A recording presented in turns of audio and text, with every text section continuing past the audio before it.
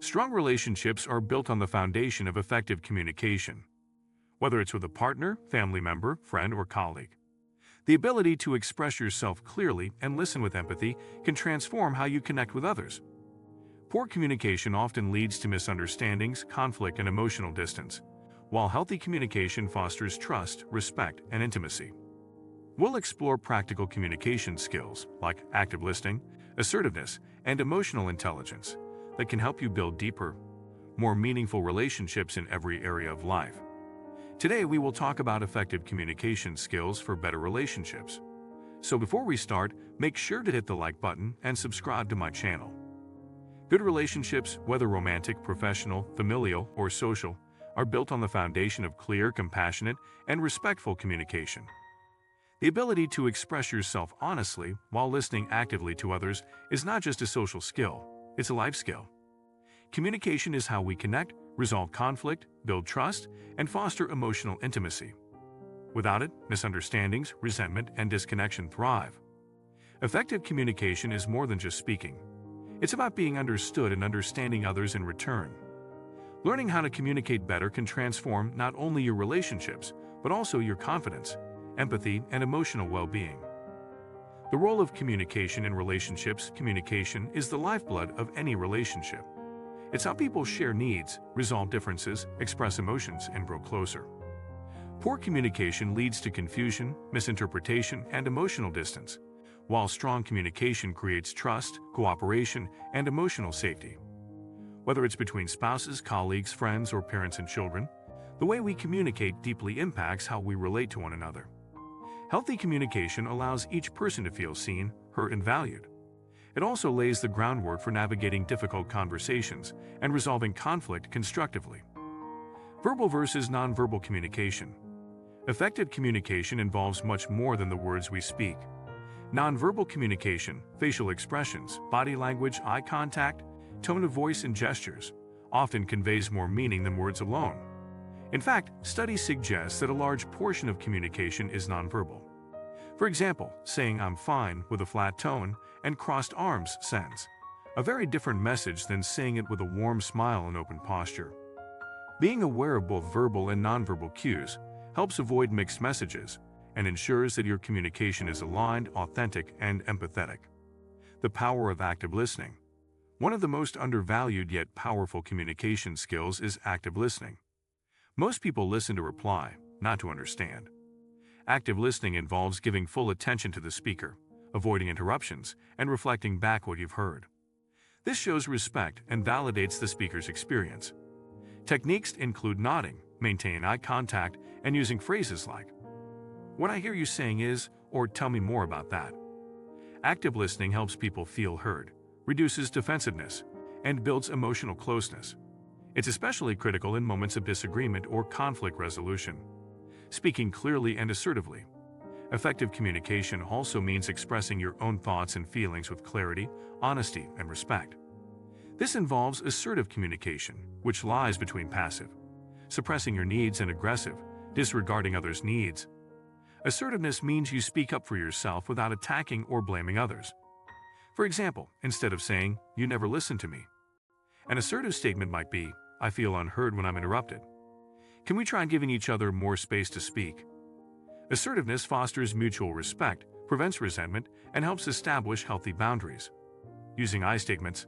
I statements are a fundamental communication technique for expressing feelings without sounding accusatory. They focus on your experience rather than blaming the other person. Instead of saying, "You make me angry," an I statement might say, "I feel upset when I'm not included in decisions because it makes me feel overlooked." This approach reduces defensiveness and opens the door to constructive dialogue. It also encourages ownership of your feelings, which deepens emotional intelligence and promotes healthier interactions. Emotional intelligence in communication.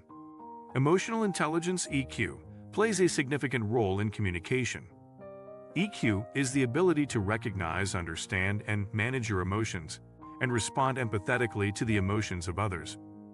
High emotional intelligence enhances your ability to communicate in tense or emotional situations, stay calm under pressure, and show empathy even when you disagree. Skills such as self-awareness, self-regulation, and empathy are vital in navigating complex conversations, resolving conflict, and building deeper, more compassionate relationships. Empathy and compassion. Empathy is the ability to step into someone else's shoes and understand their perspective without judgment. Compassion takes it a step further by wanting to help ease their suffering. In communication, empathy means listening not just to what is said, but how it's said and why it matters to the speaker. You can practice empathy by asking questions like, "How are you really feeling about this?" Or "What's important to you in this situation?" Empathy doesn't mean agreeing with everything. It means acknowledging the other person's feelings and humanity. It's one of the most powerful tools for connection and trust building. Managing conflict with communication. Conflict is natural in any relationship, but how we handle it determines whether it becomes a source of growth or damage. Healthy conflict resolution requires open communication, active listening, and emotional regulation. Avoid blame, sarcasm, and stonewalling, shutting down emotionally. Focus on the issue at hand, not past grievances or personal attacks. Use collaborative language like, "Let's find a solution together," or "What can we both do to improve this?" Express your needs clearly, listen to the other side, and be willing to compromise. When handled skillfully, conflict can strengthen a relationship by deepening mutual understanding. Setting healthy boundaries through communication. Setting and respecting boundaries is an essential part of healthy communication. Boundaries protect your time, energy, and values. And clearly communicated boundaries reduce confusion, resentment, and overextension. A boundary might sound like, "I'm happy to help, but I need 24 hours notice," or "I'd prefer we discuss this in private." It's important to express boundaries calmly and confidently without guilt. Likewise, respecting others' boundaries shows emotional maturity and helps build mutual respect. Clear boundaries lead to healthier, more respectful, and longer-lasting relationships. Adapting your communication style. Everyone communicates differently based on personality, culture, and experience. Some people prefer direct communication, while others are more sensitive or indirect. Effective communicators are flexible. They adapt their style based on the person and context. This doesn't mean changing who you are, but rather meeting others where they are to increase understanding. For example, a highly analytical person might appreciate clear facts and logic, while an emotional thinker may respond better to feeling-based language. Being adaptable makes your communication more inclusive and effective across diverse relationships. The role of timing and environment. When and where you communicate can be just as important as what you say. Trying to have a serious conversation when someone is tired, stressed, or distracted usually leads to frustration. Timing your communication for moments of calm and receptiveness increases the chances of being heard. Similarly, the environment, private versus public, quiet versus noisy, can impact the tone and success of your conversation. Choose settings and timing that support mutual comfort and attentiveness, especially for important or sensitive topics. Practicing mindful communication.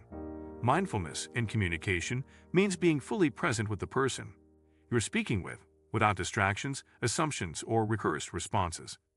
It involves listening deeply, pausing before reacting, and responding with intention. Mindful communication can transform relationships because it builds trust, reduces miscommunication, and fosters empathy. Techniques include slowing down your speech, observing your tone, being aware of your body language, and staying curious rather than reactive. The more mindful your communication, the more genuine your connection becomes. If you like this video and would like to see more like it, please give it the thumbs up.